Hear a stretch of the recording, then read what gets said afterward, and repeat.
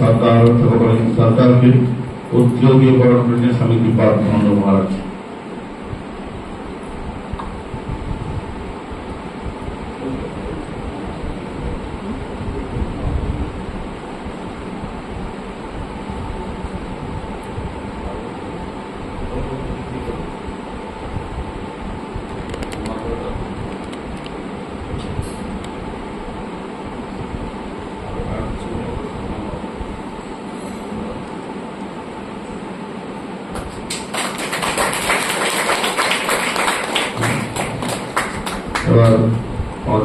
अश्विन बैनर्जी के बरण करছি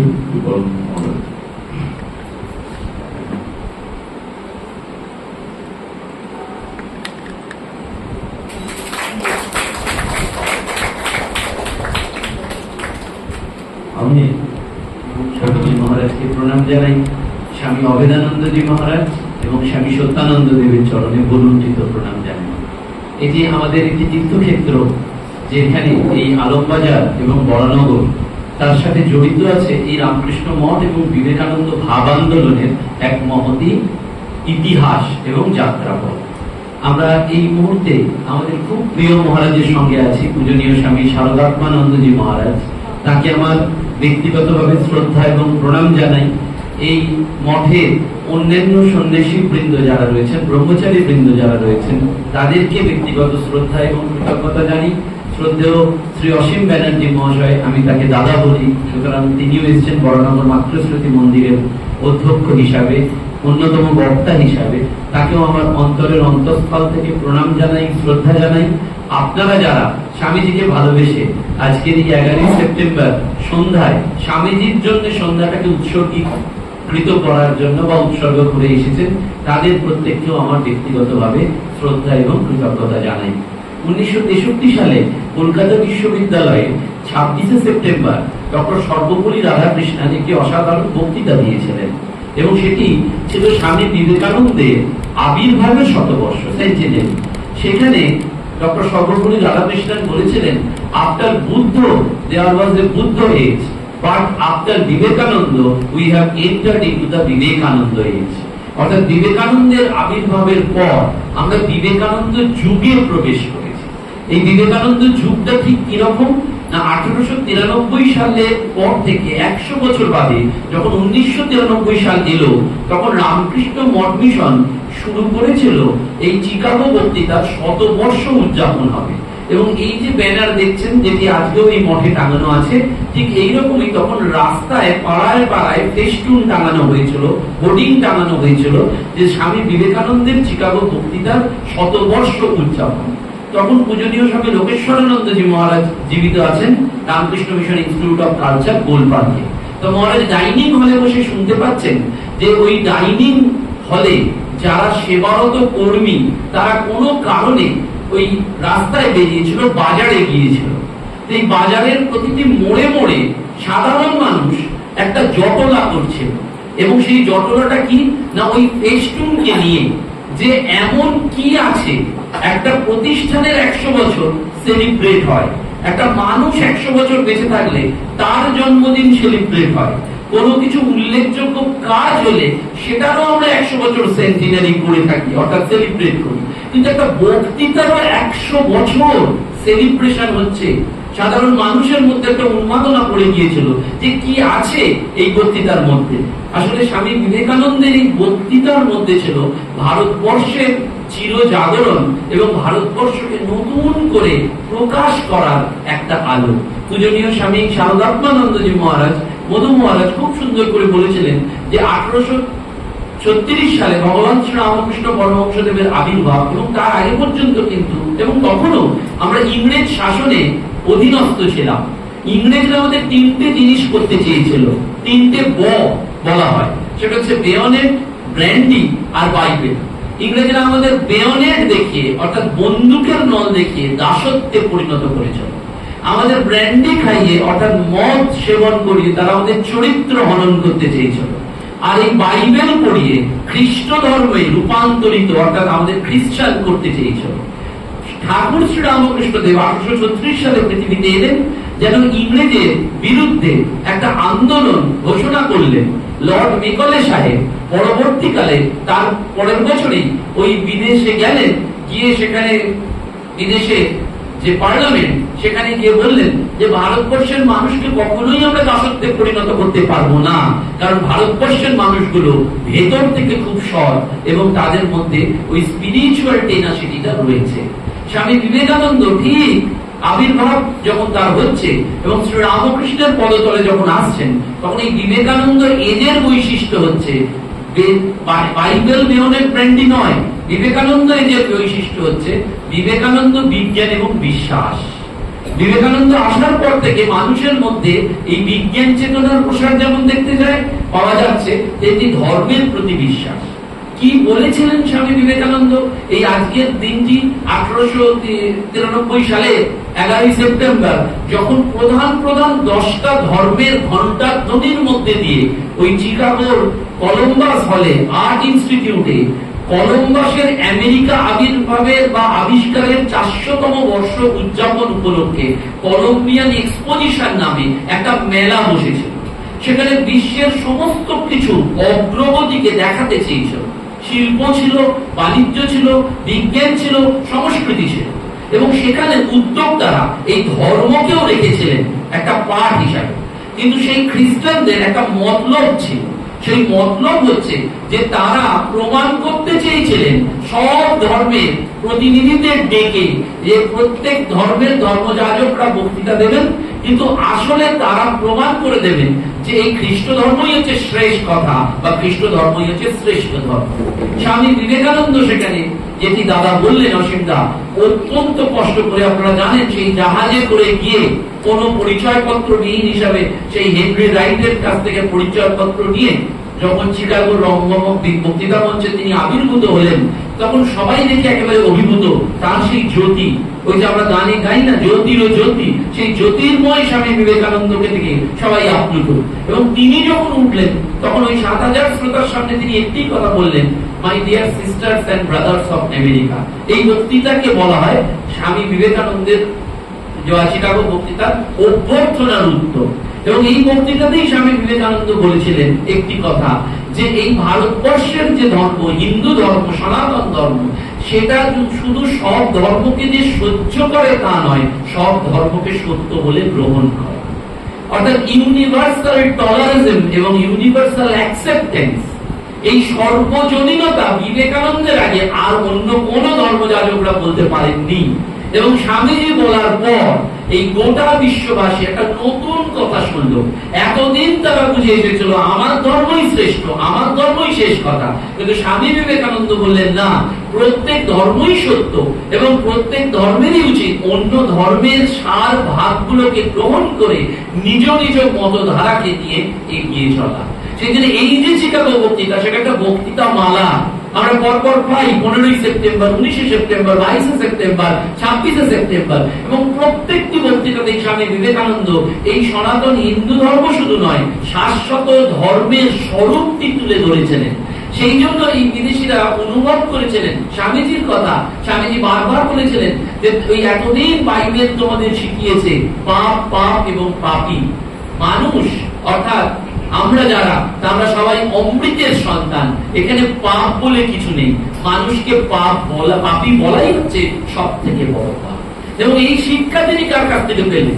এই যে চিকাগো বক্তৃতায় এত আলোড়ন, এই যে তার জাগরণ, এবং প্রকৃতপক্ষে সারা বিদেশ সেদিন অনুভব করেছিল, বিশেষ করে পাশ্চাত্য অনুভব করেছিল যে ভারতবর্ষও কিছু দিতে পারে। এতদিন তারা বুঝেছিল যে এই ভারতবর্ষ যখন যারা ইংরেজের প্রধানত, তাদের নিজস্ব কোনো বৈশিষ্ট্য নেই, তাদের কোনো কৃষ্টি নেই, তাদের কোনো সংস্কৃতি নেই, তারা কিচ্ছু করতে পারবে না। কিন্তু স্বামীজি প্রথম, সেজন্য অধ্যাপক বিনয় কুমার সরকার বলছেন যে বিবেকানন্দ অন্যকে জুতো মারতে পারে, এবং সেই জুতোটা কি না, এই প্রাচ্যর প্রতিনিধিত্ব তিনি করলেন, পাশ্চাত্যের মানুষকে বুঝিয়ে দিলেন যে ভারতবর্ষেরও কিছু দেবার আছে, এবং সেই দেবাটা কি? আধ্যাত্মিকতা এবং ধর্ম। সেজন্য স্বামীজি বলছেন না, যতদিন এই পৃথিবীতে আধ্যাত্মিকতা থাকবে ততদিন এই ভারতবর্ষের নাম থাকবে, এবং ভারতবর্ষ পুণ্যভূমি, ভারতবর্ষ আধ্যাত্মিকতার দেশ। স্পিরিচুয়ালিজম এই দেশের আকাশে, বাতাসে, মাটিতে এবং প্রত্যেক মানুষের মধ্যে। শ্রী রামকৃষ্ণের কাছে তার শিক্ষা, ওই নরেন্দ্রনাথ দত্ত এই যে অদূরে দক্ষিণেশ্বরে ছুটে ছুটে আসতেন, সেখান থেকেই তিনি শুনেছিলেন ঠাকুরের মুখে সেই কথা, মাটির প্রতিমায় পুজো হয় আর জীবন্ত মানুষের মধ্যে পুজো হয় না।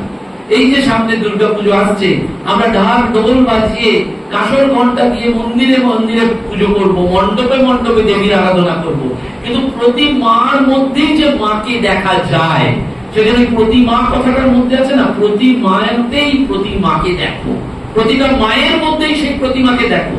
তোমার দুর্গা প্রতিমা বাইরে কোথাও নেই, তোমার দুর্গা প্রতিমা রয়েছে প্রত্যেকটি ঘরে ঘরে। স্বামী বিবেকানন্দ সেটা অনুভব করেছিলেন এবং সেই জন্য এই প্রাচ্যের প্রতিনিধি হিসাবে সেদিন সারা পৃথিবীকে তিনি তোলপাড় করে দিয়েছিলেন এবং বারবার জানিয়ে দিয়েছিলেন, তোমরা অমৃতের পুত্র, অনন্তের অধিকারী। বিভিন্ন নদী যেমন বিভিন্ন গতিপথ থেকে সেই একই সমুদ্রে গিয়ে মেশে, তেমনি মানুষ বৈচিত্র্যের মধ্যেও সেই একই ঐক্যে তারা পরিণত হবে। অর্থাৎ কেউ আমরা মোটা, কেউ আমরা রোগা, কেউ আমরা বেটে, কেউ আমরা লম্বা, কেউ আমরা কালো, কেউ আমরা সাদা, কারুর প্রত্যেকের একটা জিনিস খেতে ভালোবাসে, কারুর অভিরুচি আলাদা, এই বৈচিত্র্য থাকবে। স্বামীজি একেবারে সেই শ্লোক উচ্চারণ করে বলেছেন, রুচিনাম বৈচিত্র্য কুটিনাম, অর্থাৎ বৈচিত্র্য থাকবে, কিন্তু এই বৈচিত্র্যের মধ্যে একত্বকে দেখা, প্রত্যেকের মধ্যে সেই এককে অনুভব করা। স্বামী বিবেকানন্দের সমগ্র জীবন দর্শনের মধ্যেই রয়েছে দুটি কথা, সেটি দেবত্ব এবং একত্ব। ভগিনী নিবেদিতাকে তিনি সুন্দর করে বলছেন যে আমার আদর্শকে বস্তুত একটি কথাতেই প্রকাশ করা যায়, সেটি মানুষের মধ্যে অন্তর্নিহিত দেবত্বের জাগরণ ঘটানো এবং সব কাজে তার সহায়তা। তুমি যেটা মনে করছো সেটা কাজ নয়, সেটা আসলে পুজো। এই যে ঝাড়ু দেওয়াটা ঝাড়ু দেওয়া নয়, সেটা পুজো।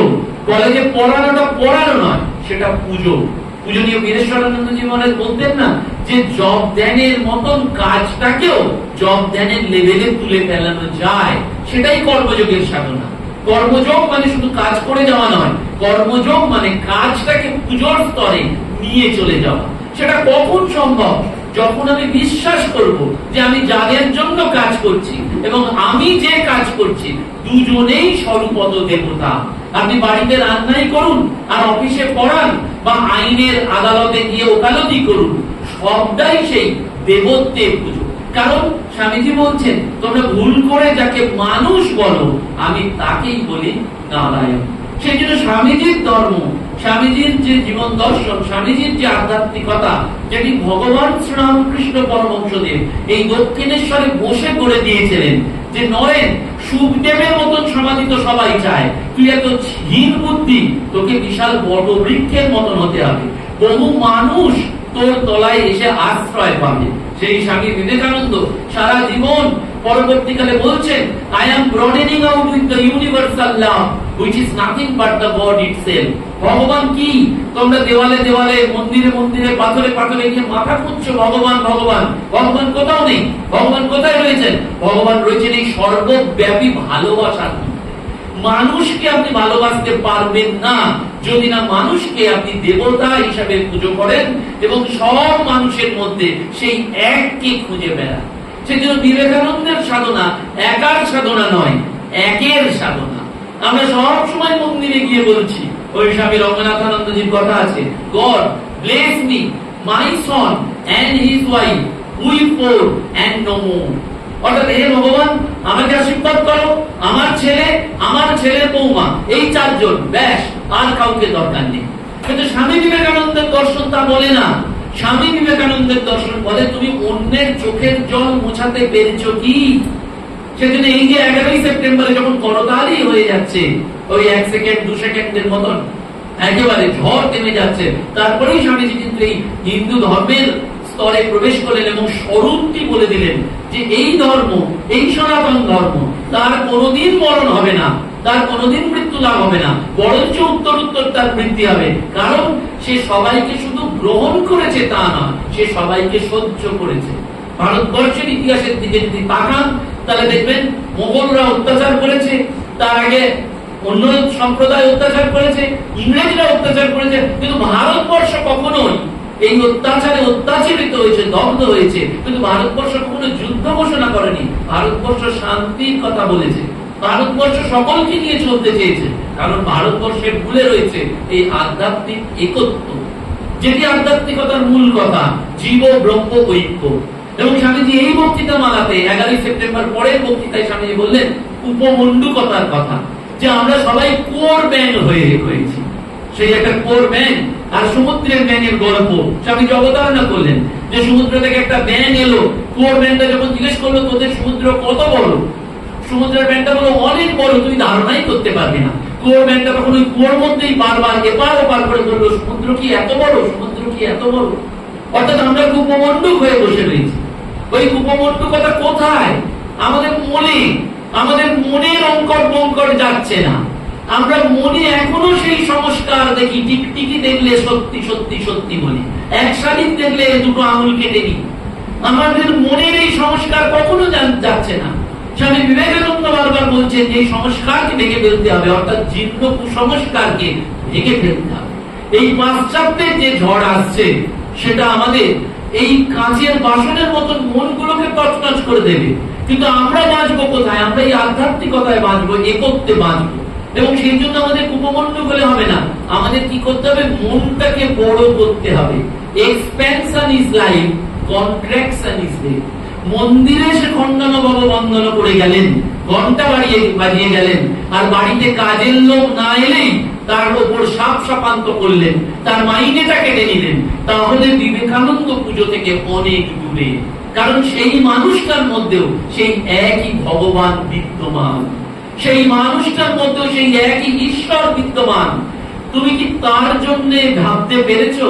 সেজন্য স্বামীজির বিখ্যাত কথা রয়েছে, feel my child feel, feel for the poor, feel for the downtrodden, feel for the ignorant, feel in such a way that your heart stalls, head reels, and you should think you act like a man. অর্থাৎ তুমি অন্যের জন্য কাঁদতে পেরেছো কি?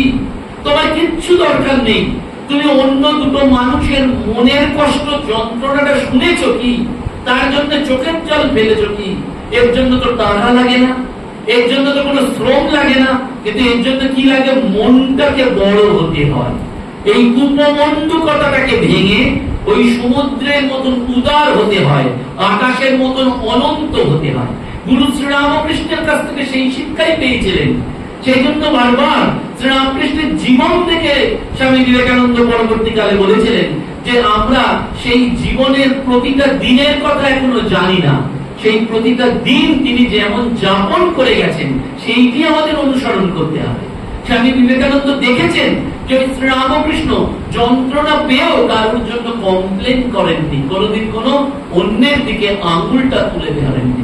আমাদের Ramakrishna Mission Institute of কালচারে ছিলেন প্রণবের নচিকেতা ভরদ্বাজ। তিনি বারবার বলতেন, আমরা যখন অন্যকে একটা আঙুল তুলে বলি না, এই তুই এতগুলো দোষে দুষ্ট, নিজের দিকে 3টে আঙুল থাকে। আমরা সব সময় অন্যের দোষটা দেখি, কিন্তু নিজের দোষটা কোনোদিন দেখি না। এই বিবেকানন্দের কাছে এলে কি হয় না, মনটাকে পোস্টমর্টম করার সুযোগ থাকে। সেই জন্য স্বামীজি বললেন উপমণ্ডুকতা বাদ দাও।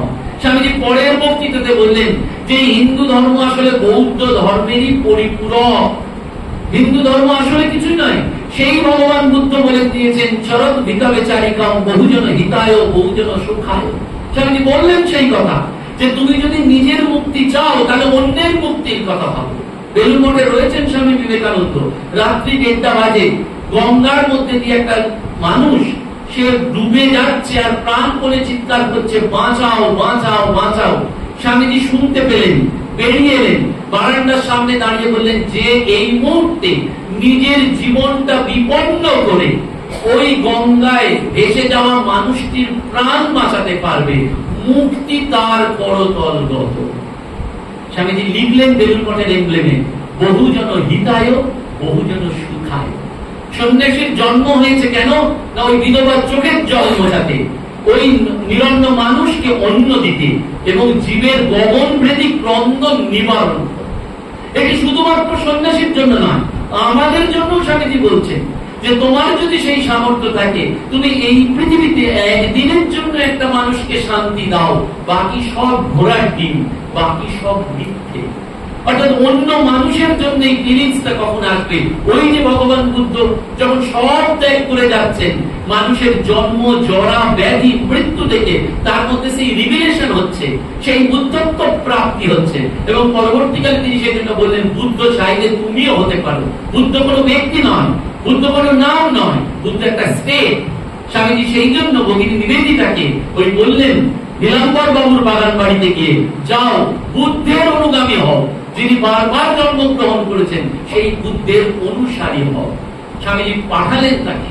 ওই বহুজন হিতায় বহুজন সুখায়, অর্থাৎ আমাদের জন্ম হয়েছে, আমরা এই জীবনটা পেয়েছি, এটা একটা অপরচুনিটি। এবং সেই অপরচুনিটিটা কি না, মানুষের জন্য ভাবা, মানুষের জন্য কিছু করা, এবং কিছু না করতে পারলেও মানুষের চোখের জলটা মুছিয়ে দেওয়া। এটা কখন পারবেন? যখন আপনি অন্যের প্রতি ভালোবাসতে পারবেন, অন্যকে যখন নিজের বলে মনে করতে পারবেন। মাদার টেরেসাকে জিজ্ঞেস করা হয়েছিল, কি করে আপনারা কুষ্ঠ রোগীকে সেবা করেন দিনের পর দিন? মাদার টেরেসা বললেন যে আমরা পারতাম না, ওই কোটি টাকা দিলেও কুষ্ঠ রোগীকে সেবা করতে পারতাম না, যদি না আমরা তাদের নিজের আত্মীয় বলে ভাবতে পারতাম। আপনার আমার বাড়ি কোন নিজের লোকের যদি কুষ্ঠ হয়, তাকে কি আপনি রাস্তায় ফেলে দেবেন? তার জন্য কি কোনো ট্রিটমেন্ট করবেন না? তাহলে আপনি নিজের আত্মীয়র বেলায় যদি করতে পারেন, তাহলে যে লোকটা আজকে কুষ্ঠ হয়েছে, তার হয়তো প্রোটিন খাবারের দরকার, তার হয়তো একটু ফলের দরকার, তার হয়তো একটু ডিম দুধ করার দরকার, তাহলে তার জন্য আপনি সেই ব্যবস্থা কেন করবেন না? যখন আপনি মঠ মিশনের অনুসারী ভক্ত স্বামীজি ঠাকুর মাকে নিজের জীবনের ব্রত হিসাবে গ্রহণ করেছেন। স্বামীজি এটি বললেন সেই জন্য শিষ্য সদানন্দকে, যে পারবি এই বেরিয়ে গিয়ে সেবা করতে। শিষ্য সদানন্দ স্বামীজির কাছ থেকে বেরোলেন, কথা শুনে রাস্তায় দেখতে পেলেন একটা কুষ্ঠ রোগী, সারা শরীরটা গলে যাচ্ছে, কৃমি কীট। সদানন্দ তার কাছে গিয়ে জিজ্ঞেস করলেন যে আপনাকে আমি কি করলে আপনার উপকার হবে? ওই কুষ্ঠ রোগী বললেন, যদি কৃমি কীট গুলো কেউ সরিয়ে দেয় শরীর থেকে, তাহলে একটু যন্ত্রণার উপশম হয়। সদানন্দের হাতে কিচ্ছু নেই, কোন মেডিকেল অ্যাপারেটাস নেই, কোন টিস্যু পেপার নেই, কিন্তু সদানন্দের কি রয়েছে? এই মুখটা রয়েছে, জিভটা রয়েছে। সদানন্দ ওই গলিত কুষ্ঠ রোগীর যেখানে কত কৃমি কীট ভর্তি, সেটা মুখ দিয়ে চুষতে লাগলেন। কৃমি কীট গুলো সদানন্দের শরীরে প্রবেশ করছে, আর ওই কুষ্ঠ রোগী আহ আহ করে আরাম পাচ্ছে। আর সদানন্দ ভাবছেন, আমি গুরুর প্রদর্শিত পথে কাজ করছি, অন্যের জন্য জীবনটা পাক করে ফেল। স্বামীজি বারবার বললেন, সেটি পরের জন্য খাটতে খাটতে মরে যা, সেটাই দেখে আমার আনন্দ। এই অন্যের জন্য খাটতে খাটতে, এইটি স্বামীজি পাশ্চাত্যে প্রতিষ্ঠা করতে পেরেছিলেন তার বিভিন্ন বক্তৃতার মধ্যে দিয়ে। এবং তিনি এই সনাতন ধর্মের যেন একটা পুনর্জাগরণ করলেন। সেজন্য সিস্টার নিবেদিতা বললেন যে স্বামী বিবেকানন্দ যখন হিন্দু ধর্মের বক্তৃতা শেষ করলেন, তখন যেন হিন্দু ধর্ম পুনর্জন্ম লাভ করল। স্বামীজি বারবার সেই জন্য বললেন যে ওই যে তোমাকে হিন্দুকে কখনো খ্রিস্টান হতে হবে না, খ্রিস্টানকেও বৌদ্ধ হতে হবে না। অর্থাৎ আগে সেটি ছিল যে তোমার ওই ধর্মে গেলে বোধহয় ভালো, ওই ধর্মে বোধহয় গেলে খারাপ। পাদ্রীরা এটা করতেন। আজও ভারতবর্ষের প্রত্যন্ত কিছু কিছু জায়গায় এই ঘটনা দেখতে পাওয়া যায়। এই ধর্মান্তকরণ চলছে খুব সুন্দরভাবে। স্বামীজি বলছেন দরকার নেই, হিন্দু হিন্দুই থাকবে, বৌদ্ধ বৌদ্ধই থাকবে, খ্রিস্টান খ্রিস্টানই থাকবে, কিন্তু প্রত্যেকে তার নিজের নিজের ধর্মের সার ভাগগুলো গ্রহণ করবে এবং অন্য ধর্মের প্রতিও যথেষ্ট সহানুভূতিশীল, শ্রদ্ধাশীল। এই যে সমন্বয়, এই যে সকল ধর্মকে নিয়ে চলা, সকল মানুষকে নিয়ে চলা, এইটি সনাতন হিন্দু ধর্মের মূল কথা। সেই জন্যই সনাতন হিন্দু ধর্ম শাশ্বত। স্বামীজি এই শাশ্বত হিন্দু ধর্মের স্বরূপটি বুঝেছিলেন, এবং বুঝেছিলেন কোথায়? এই অসীমবাবুর লেখা যে শিকাগো বক্তৃতামালার পটভূমিকা, স্বামীজি সারা ভারতবর্ষ পরিভ্রমণ করেছিলেন। ঠাকুর তাকে করিয়েছিলেন, কারণ ভারতবর্ষের ধনীদের সাথে স্বামীজি মিশেছেন। বিদেশে যাওয়ার আগে ক্ষেত্রী রাজা অজিত সিং এর কাছে তিনি ছিলেন, এবং আরো রাজারাজদের সাথে মিশেছেন, দরিদ্র মানুষের সাথেও মিশেছেন। ওই ফকিরের থেকে শশাকেও স্বামীজি প্রাণ ধারণ করেছিলেন। স্বামীজি ভারতবর্ষটাকে পুঙ্খানুপুঙ্খভাবে চিনেছিলেন এবং বুঝেছিলেন যে ভারতবর্ষে সেই সময় ইংরেজ শাসনে জর্জরিত হয়ে তাদের আত্মবিশ্বাস তাদের আত্মমর্যাদা এবং আত্মসংস্কারটাকে হারিয়ে ফেলেছে। ভারতবর্ষ যেন মরে গিয়েছিল। স্বামী বিবেকানন্দ সেই মৃত ভারতবর্ষকে যেন জাগালেন এবং সেই জন্য পরবর্তীকালে একটি চিঠিতে লিখেছেন, না না, মনে করো না যে আমি দেশ দেখতে এসেছি, ঘুরতে এসেছি, তামাশা দেখতে এসেছি, নিছক পর্যটক আমি নই। আমার এই দেশ ভ্রমণ এবং পাশ্চাত্যে আসার উদ্দেশ্য একটাই, কি করে ভারতবর্ষের মানুষগুলোর ভালো করা যায়। কারণ সারাটা জীবন বিবেকানন্দ এই ভারতবর্ষের মানুষের কথা ভেবেছেন। এর আগে এরকম ভাবে আর কোন মহাপুরুষ ভারতবর্ষের মানুষের কথা ভাবেননি এবং ভারতবর্ষের মানুষের জন্য তার চোখের জলও পড়েনি। সেজন্য বিদেশে তাকে দুগ্ধ ফেনোলিম সজ্জা দেওয়া হয়েছে। অর্থাৎ বিদেশের তো আসবাবপত্র খুব হাই স্ট্যান্ডার্ড, তাকে হাই স্ট্যান্ডার্ড ঘরে থাকতে দেওয়া হয়েছে, কিন্তু বিবেকানন্দ থাকতে পারেননি। কারণ বিবেকানন্দ যেই সেই পালঙ্কে শুতে গেছেন, তখন এই আপামর কোটি কোটি দরিদ্র মানুষের জন্য, গরিব মানুষের জন্য বিবেকানন্দের হৃদয়ে রক্তমক্ষণ হয়েছে। বিবেকানন্দ শুতে পারেননি। সেজন্য জানবেন, যদি কেউ আমাদের জন্য কেঁদে থাকেন, তিনি হচ্ছেন স্বামী বিবেকানন্দ। আজকে যে মায়েরা এই দেশে চিকাগো ধর্ম মহাসভার দিনটিকে উদযাপন করছেন, তারও বলে কিন্তু বিবেকানন্দ। সেদিন যদি সিস্টার নিবেদিতাকে তিনি নিবেদিতা বিদ্যালয়ে প্রেরণ করার জন্য অনুপ্রেরণা না দিতেন, তাহলে আজকেও মায়েরা বা মেয়েরা ওই পর্দানসীন হয়েই থাকতেন। বারবার ওই আগের প্রজন্মের মানুষ যেমন বলতো যে বাড়ির মেয়েদের চাকরি করে লাভ নেই, বাড়ির মেয়েদের শিক্ষা নিয়ে কোনো লাভ নেই। আপনারা জানেন শ্রী শ্রী মা ঠাকুরের সহধর্মিণী, তিনি যখন বর্ণ পরিচয় করতে যাচ্ছেন, হৃদয়রাম ভাগনা সেই বর্ণ পরিচয়টা পর্যন্ত কেড়ে নিচ্ছেন। মা লুকিয়ে আবার একটা বর্ণ পরিচয় নিলেন এবং পড়াশোনা শুরু করে যতটুকু দরকার শাস্ত্র পাঠের উপযোগী সেটি শিখেছিলেন। ওই নিবেদিতা, ওই শ্রী মা এবং স্বামী বিবেকানন্দের যদি আশীর্বাদ না থাকতো, তাহলে কিন্তু আজকে মেয়েরা এই নারী জাগরণ, নারী এম্পাওয়ারমেন্ট, নারী উন্নয়ন কোনো কিছুতেই স্থান পেতেন না। সেখানেও এই বিবেকানন্দের অবদান। জোসেফিন ম্যাকলাউডকে বলেছিলেন সেই জন্য, ঘটনাক্রমে তুমি আমেরিকান, ঘটনাক্রমে তুমি মহিলা, কিন্তু মনে রেখো যে তুমিও আসলে সেই ঈশ্বর প্রেরিত সন্তান, তোমার মধ্যেও সেই নিত্য শুদ্ধ আত্মা জল করছে। এই যে আত্ম চৈতন্য, এই যে আত্ম জাগানিয়া বাণী, সেইটি বিবেকানন্দ দিতে পেরেছিলেন। এবং এখানেও শেষ নয়, বিবেকানন্দ চিকাগো বক্তৃতামালার একটি বক্তৃতা মঞ্চে বিজ্ঞানের কথা বলেছিলেন। সেই জন্য পরবর্তীকালে আমরা পাই western science coupled with Vedanta. অর্থাৎ বিবেকানন্দ শুধুমাত্র ধর্মের কথা বলছেন না, বিবেকানন্দ বলছেন প্রাচ্য এবং পাশ্চাত্য করমর্দন করবে, হ্যান্ডশেক করবে। প্রাচ্য দেবে, পাশ্চাত্যের থেকে নেবে। আমাদেরও দেশ থেকে নেবার আছে। কি নেবার আছে? বিজ্ঞান নেবার আছে, প্রযুক্তি নেবার আছে। আর আমাদের কি দেবার আছে? আমাদের এই আধ্যাত্মিকতা, আমাদের এই ধর্ম, আমাদের এই মূল্যবোধ, এইটি দেবার আছে। দিবে আর নিবে, মিলাবে মিলিবে। সেই জন্য বিবেকানন্দের মধ্যে এই বিজ্ঞান চেতনা ছিল। নিকোলা টেসলাকেও তিনি প্রশ্ন করেছিলেন মাইক্রোকজম এবং ম্যাক্রোকজম নিয়ে। বারবার বলেছিলেন ম্যাটার এবং কনসাসনেস, চৈতন্য এবং এই জড় একই। সেটা নিকোলা টেসলা প্রমাণ করতে পারেননি জীবদ্দশায়, পরবর্তীকালে আইনস্টাইন প্রমাণ করেছিলেন। এবং ক্ষেত্রীতে যখন বিবেকানন্দ ছিলেন, তখন রাজা অজিত সিং বিবেকানন্দের কাছে এসে রসায়ন বিদ্যা, পদার্থবিদ্যা পড়তেন। ক্ষেত্রীতে মহারাজ তার রাজপ্রাসাদের ওপরে একটা ল্যাবরেটরি তৈরি করে দিয়েছিলেন বিবেকানন্দের অনুপ্রেরণায় বিজ্ঞান চর্চার জন্য। অর্থাৎ বিবেকানন্দের মধ্যে সেই সায়েন্টিফিক ইনকিউজিটিভ মাইন্ড ছিল, in search of pursuing truth. সত্য কি? ছোট্ট বয়সের নরেন্দ্রনাথ হুঁকো খেয়ে দেখতে জাত যায় কিনা। পরবর্তীকালে নরেন্দ্রনাথ হেস্টি সাহেবকে জিজ্ঞেস করছেন, এই যে সমাধি বলছেন, সমাধি হয় কারণ? পাচ্ছেন শ্রীরামকৃষ্ণকে, যার সমাধি হয়।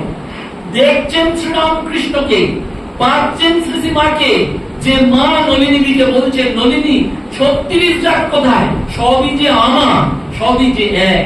অর্থাৎ এই যে সমন্বয়, সেই বার্তাটি পেলেন ঠাকুরের কাছ থেকে। ঠাকুরের জীবনটি ছিল parliament of religion. Sri Ramakrishna himself was parliament of religion. সমস্ত ধর্মের সাধনা শুধু করেছেন তা নয়, সমস্ত ধর্মের সাধন সিদ্ধান্তটা বলে দিয়ে গেছেন, জীব ব্রহ্ম সমান সমান এক। অর্থাৎ জীব ও ব্রহ্ম ঐক্য, জীব ইকুয়াল টু ব্রহ্ম, মানুষ ইকুয়াল টু ঈশ্বর, নর ইকুয়াল টু নারায়ণ। এই সমীকরণটা বিবেকানন্দ পাশ্চাত্যের মানুষকে বুঝিয়ে দিলেন এবং সেই জন্য পাশ্চাত্যের মানুষরাও বলেছিলেন তোমার মতন দ্বিতীয় কেউ আর দেখতে পাইনি, যেদিন দেখতে পাবো সেদিন তোমাকে ছেড়ে অর্থাৎ বিবেকানন্দকে ছেড়ে তার পুজো করব। জোসেফিন ম্যাকলাউড জীবনের শেষ প্রান্তে এসে বলেছিলেন, কিন্তু দুর্ভাগ্য কি এই এত বয়সেও বিবেকানন্দের সমতুল্য আর একটা বিবেকানন্দকে দেখতে পেলাম না, যার কাছে গিয়ে মাথা নত করা যায়।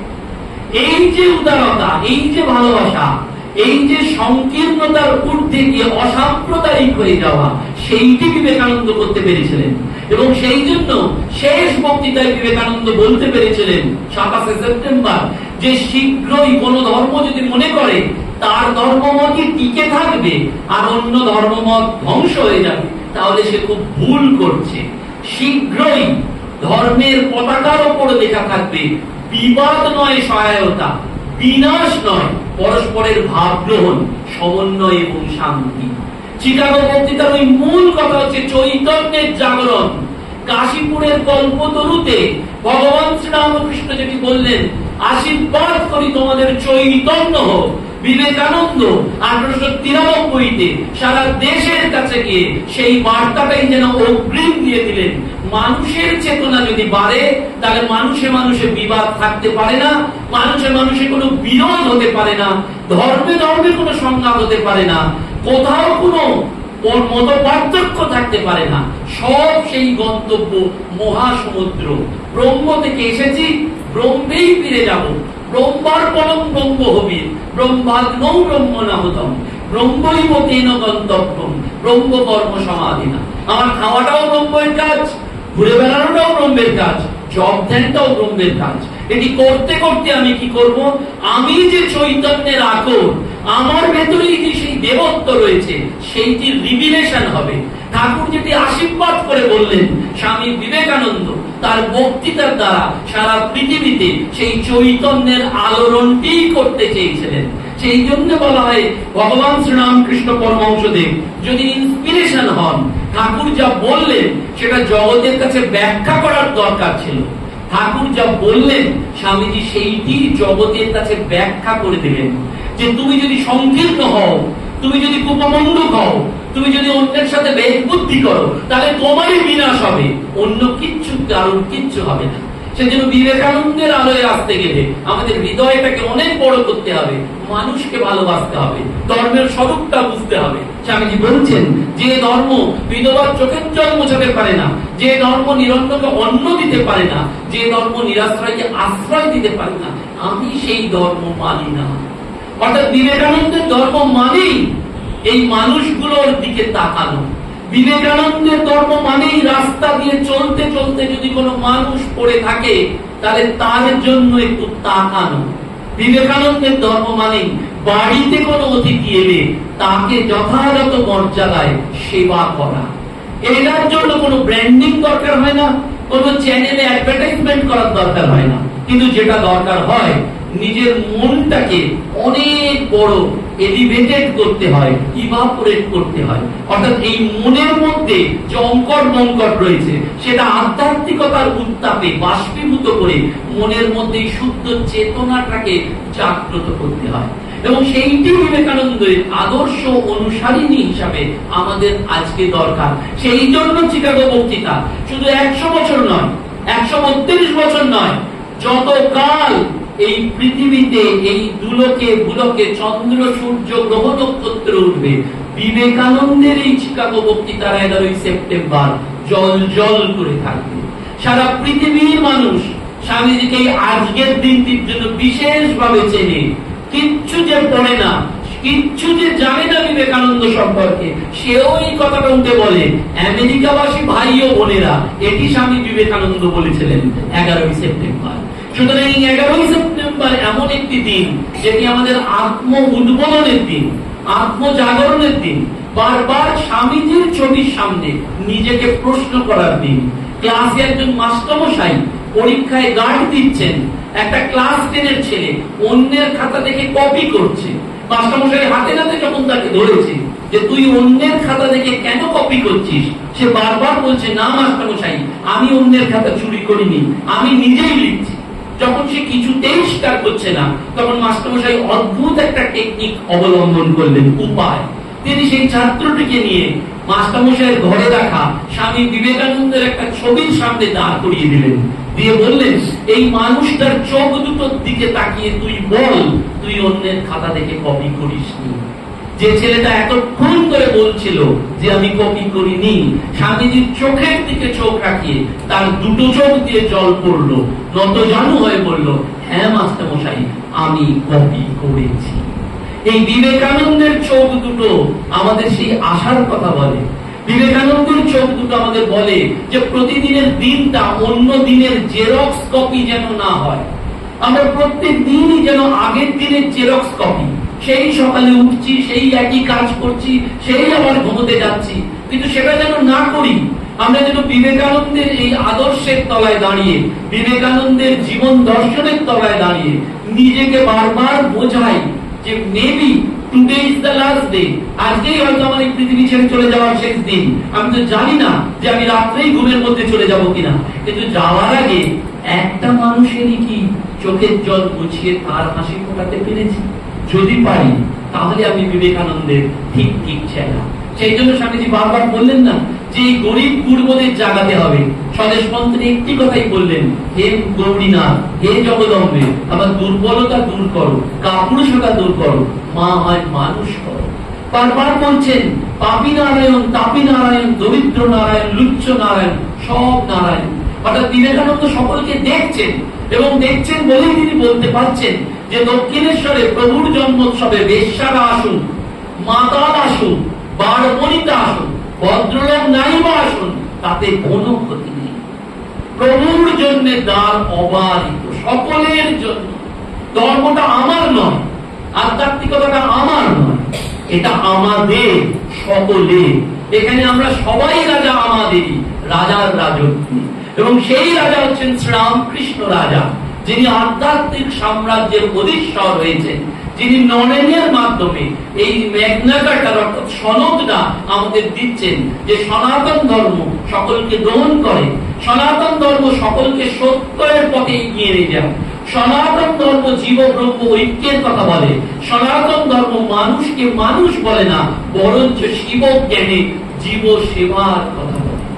এইটি জীবন দর্শন, এইটি আলো। সেজন্য আজকের দিনে যেন আমরা স্বামীজির কাছে এই প্রার্থনাই করি যে তব কাজে যেন জীবনও যাবে। শুধু মন্দিরে গিয়ে বা তার প্রতিকৃতিতে ফুলমালা দিয়ে ধূপ ধুনো দেওয়া নয়। ওই স্বামীজির কথা যে আমার আদর্শকে যদি সত্যি সত্যি চাও, তাহলে মনে প্রাণে বিশ্বাস করো, রাস্তায় বেরিয়ে যাকে দেখতে পাবে সেও দেবতা, সেই হয়তো রামকৃষ্ণ মা শারদা রূপে তোমার কাছে সাহায্য চান, তোমার কাছ থেকে একটু ভালোবাসা চান, তোমার কাছ থেকে একটু সহানুভূতি চান। যদি সেটা দিতে পারো, তাহলেই ওই প্রিয় ভাই বোনেরা কথার কথা হবে না, সেটা অন্তরের কথা হবে, এবং জীবনটা পাল্টে যাবে, সমাজটা পাল্টে যাবে, পরিবারগুলো পাল্টে যাবে। দুর্ভাগ্য এটাই যে 132 বছর পরেও, স্বামীজির আবির্ভাবের পরেও পরিবারগুলো ভেঙে খান খান হয়ে যাচ্ছে। স্বামী স্ত্রীর মধ্যে বিশ্বাস নেই, ছেলে মেয়েদের আমরা ভরসা করতে পারি না। তার কারণ একটাই, বিবেকানন্দকে আমরা বইতে রেখেছি, বিবেকানন্দকে আমরা বাড়িতে প্রবেশ করতে দিইনি। কারণ বিবেকানন্দ যে বাড়িতে প্রবেশ করবে, সেই বাড়ির চিত্র বদলাতে অবশ্যই বাধ্য। শুধু বিবেকানন্দ বইয়ের অক্ষরে থাকবেন না, তিনি আমাদের জীবনে প্রয়োগ করতে হবে, অর্থাৎ apply Vivekananda. That is the message. Vivekananda আদর্শের টিকাকরণ দরকার। করোনার সময় আমরা সবাই ভ্যাকসিনেশন নিয়েছিলাম, first dose, second dose, third dose. মন প্রাণ দিয়ে খুঁজে বেড়াচ্ছিলাম কোথায় ডোজটা পাওয়া যায়, কারণ আমি বাঁচতে চাই। কিন্তু বিবেকানন্দ আমাদের বাঁচার রসদ বলে দিয়ে গেছেন। বিবেকানন্দ আদর্শের টিকাকরণ দরকার, অর্থাৎ ভ্যাকসিনেশন টু বিবেকানন্দ। চিরকাল সেই মানুষটি অমর থাকবে। আর বিবেকানন্দ ভাবাদর্শের টিকাকরণ চামড়া ফুটিয়ে টিকাকরণ নয়, ব্লাড ভেসেলে টিকাকরণ নয়, হৃদয়টাকে ফাল ফাল করে বিবেকানন্দকে বসাতে হবে। স্বামী রঙ্গনাথানন্দজি মহারাজের কথা বলে শেষ করব। তিনি বলতেন যে প্রত্যেক মানুষের শরীরে আরবিসি, ডব্লিউবিসি আছে, অর্থাৎ red blood cell, white blood cell. আমার শরীরেও আছে, red blood cell, white blood cell, কিন্তু তার সাথে আরেকটা ব্লাড সেল আছে রক্তকণিকা, সেটা হচ্ছে ভিভিসি, বিবেকানন্দ ব্লাড সেল। অর্থাৎ আমি চাই বিবেকানন্দকে দরজায় দরজায়, ঘরে ঘরে পৌঁছে দিতে। স্বামী রঙ্গনাথানন্দজি মহারাজ তাই করেছিলেন, জীবনে 100 বারেরও বেশি কমপ্লিট ওয়ার্কস পড়ে মুখস্থ করে ফেলেছিলেন। এবং শুধু তাই নয়, দ্বীপ থেকে দ্বীপান্তরে গেছেন বিবেকানন্দের এই জয় পতাকা নিয়ে। এবং সেই জয় পতাকা কি, যে মানুষের মধ্যে অসীম শক্তি রয়েছে, মানুষই আসলে দেবতা, সেই দেবতার পুজো করো, তাহলেই তোমার মন্দির, মসজিদ, গির্জা সব এক জায়গায় এসে তোমার মধ্যেই মিলিত হবে এবং তুমিও স্বরূপে সেই শ্রীরামকৃষ্ণ বলেই স্থান পাবে এবং বিবেকানন্দ অবশ্যই আশীর্বাদ। সকলকে প্রণাম জানিয়ে আজকের এই অনুষ্ঠানে